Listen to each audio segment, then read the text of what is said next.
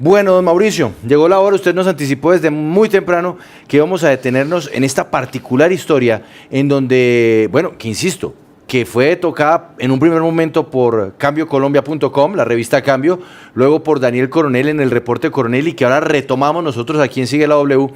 Y es el caso de un funcionario de aduanas que trabajaba creo que en el puerto de Cartagena. Sí, señor. A él le inician un proceso presuntamente por estar relacionado con algo de contrabando, ¿no? Uh-huh. Lo detienen y el gran asunto o el gran dilema es que lo detienen y unos meses o unas semanas después muere, fallece.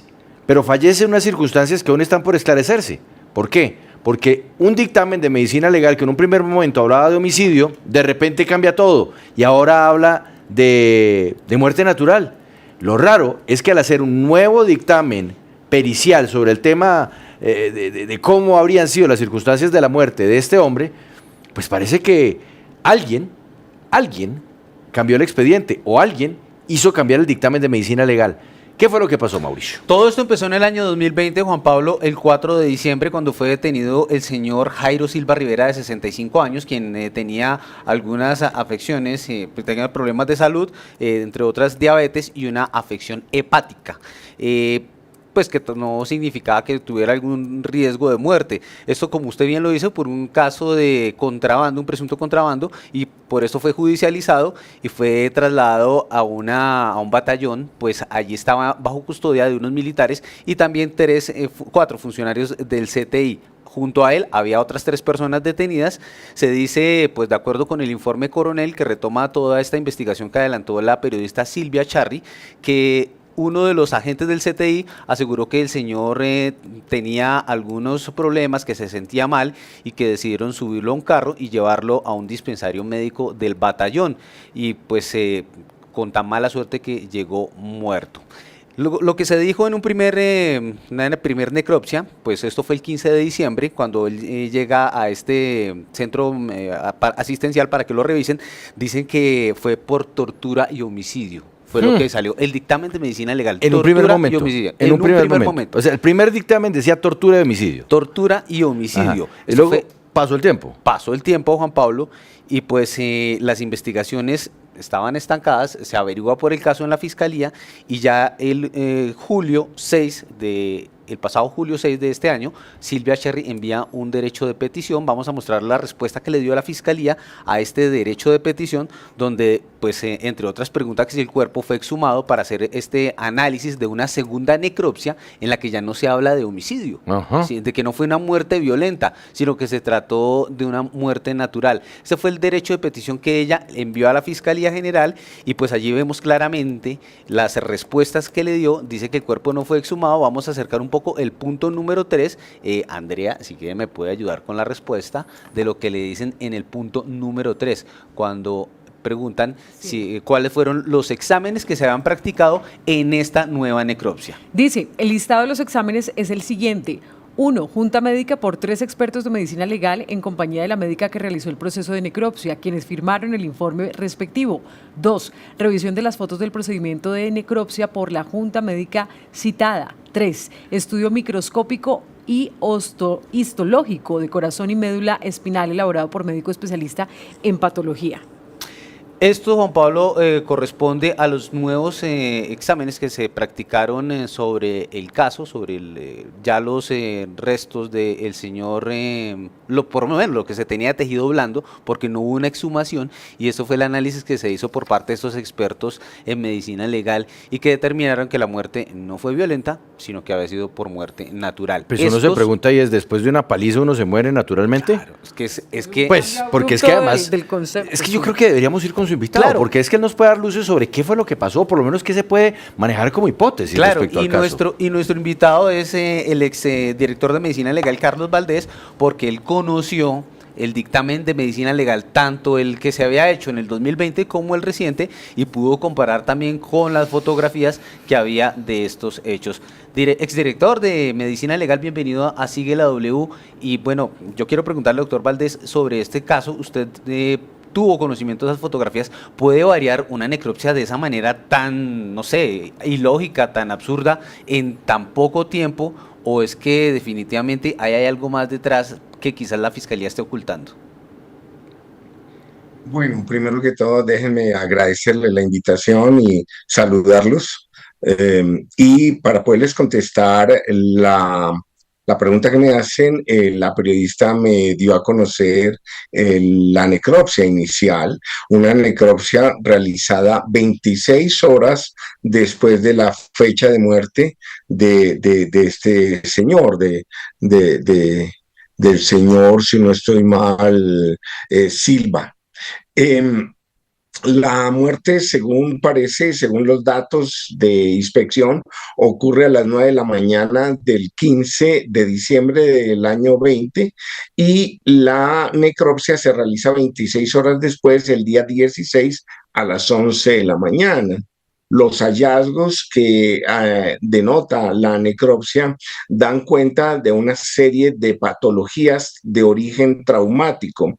Lo más llamativo allí es que tiene traumas a nivel de cuello, a nivel cervical, traumas de tipo contundente que lo asocian a dos patologías traumáticas. Primero, a la luxación de las dos primeras vértebras, la vértebra cervical 1 y la cervical 2, y segundo, a la fractura de la séptima vértebra cervical.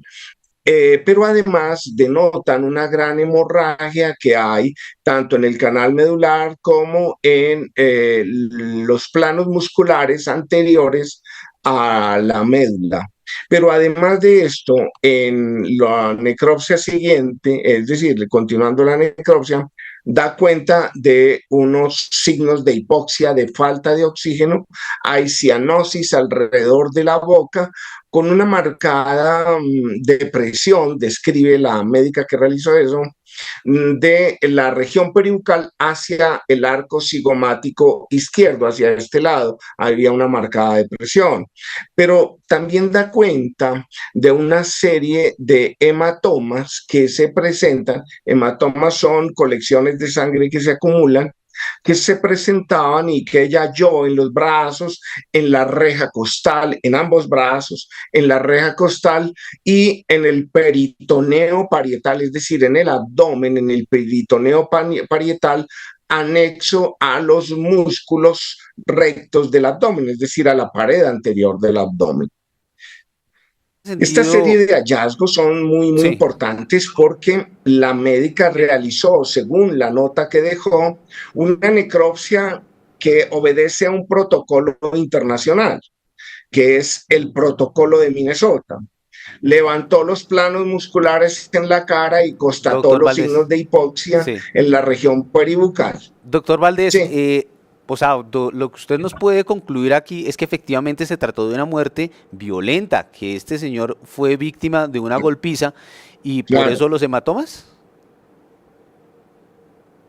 Correcto, correcto. Esto en su conjunto, lo que le permite a uno analizar como forense es que allí estábamos o estaba enfrentada a unos signos de tortura. Recuerden que uno de los elementos de tortura que diagnostica el médico forense es el dolor, el dolor de estas patologías traumáticas. Todas ellas causan un gran dolor. Ahora, la conclusión fue acertada, ella reserva unos tejidos, pero después me dice la periodista que hay un informe en el cual se desvirtúa la necropsia porque hicieron una junta médica y porque fueron al lugar de los hechos. Y es imposible que una junta, por más expertos que hayan integrado la junta, puedan desvirtuar los hallazgos que hizo la médica en su momento.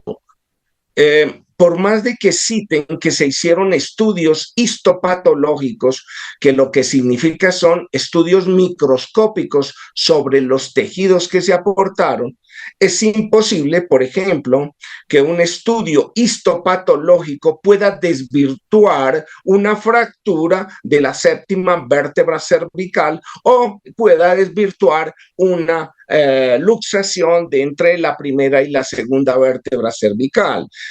Además Doctor de los Valdés, hallazgos, ¿no? sí, De los hematomas que tenía en sí. cuello, tórax, brazos y abdomen. Sí. Doctor Valdés, pero ahora uno se pregunta, ¿cómo puede uno pasar de un dictamen a otro? ¿Cómo se puede pasar del homicidio a la muerte natural?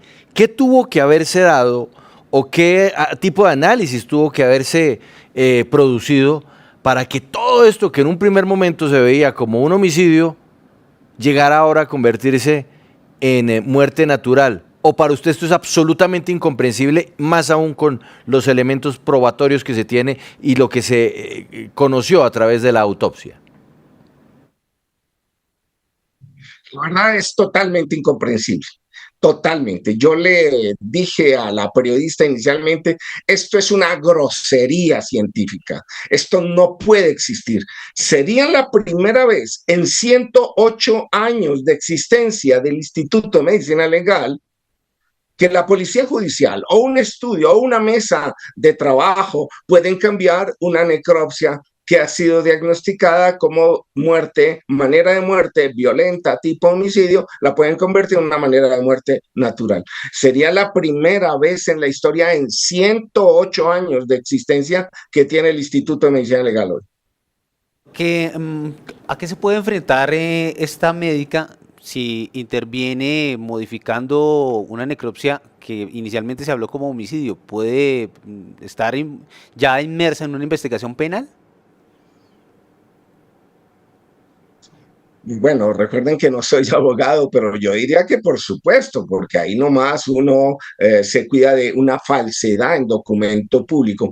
Pero yo creo que la médica actuó bien en su momento porque reservó tejidos, pidió valoración. La necropsia habla de que también se apoyó en la valoración de una antropóloga, de tal manera que creo que la actuación fue adecuada. Afirma que aplicó el protocolo de Minnesota, etcétera. Ahora hay que advertir otras cosas. Las fotografías que envió o que me entregó, me dejó ver la periodista, no son fotografías de la necropsia, son fotografías del cuerpo antes de la necropsia. No son fotografías de la necropsia. Es decir, no pueden hacer ningún estudio sobre esas fotografías, que por demás nunca se puede hacer, ¿no? Entre una fotografía y el cuerpo real, pues no hay ni comparación. O es decir, una persona estudiando una fotografía no puede desvirtuar el diagnóstico hecho por la persona que hizo directamente la necropsia. Valdés, exdirector de Medicina Legal, muchas gracias por estar con nosotros en Sigue la W y estaremos atentos a los avances de este caso que nos deja llenos de inquietudes. Una buena tarde. Una feliz tarde para usted y todos los televidentes.